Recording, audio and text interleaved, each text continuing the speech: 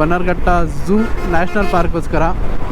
ಡಯಟ್ನ follow ಮಾಡಿ ಅಥವಾ ಬಾಡಿನ ಬಿಲ್ಡ್ ಮಾಡಬೇಕು ಅಂತ ಇರ್ತಿರಲ್ಲ, ಎಲ್ಲ ಬಾಡಿ ಬಿಲ್ಡರ್ಸು ಸುತ್ತ ಇರೋ ಪರಿಸರನ ನಾವು ನೀಟಾಗಿ ನೋಡ್ಕೊಬೇಕು.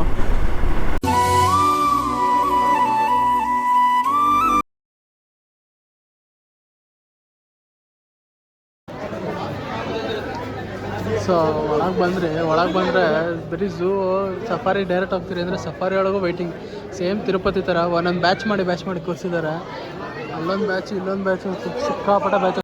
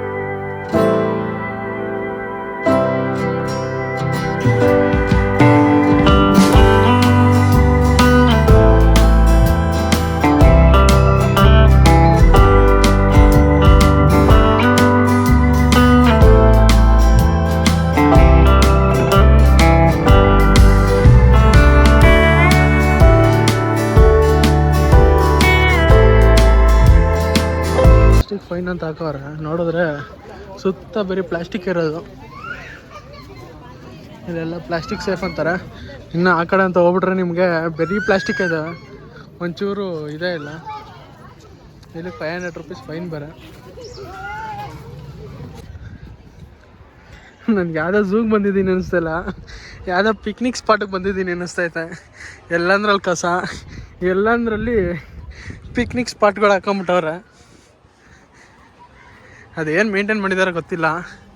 ಎಲ್ಲ ಕಡೆ ಪ್ಲಾಸ್ಟಿಕ್ ಸೇವ್ ಅಂತಾರೆ, ಇಲ್ಲಿ ನೋಡಿದ್ರೆ ಪ್ಲಾಸ್ಟಿಕ್ ಸೇವ್ ಇರಲಿ, ಪ್ಲಾಸ್ಟಿಕ್ನ ಹೆಚ್ಚಾಗಿ ಯೂಸ್ ಮಾಡ್ತಾ ಇರ್ತಾರೆ.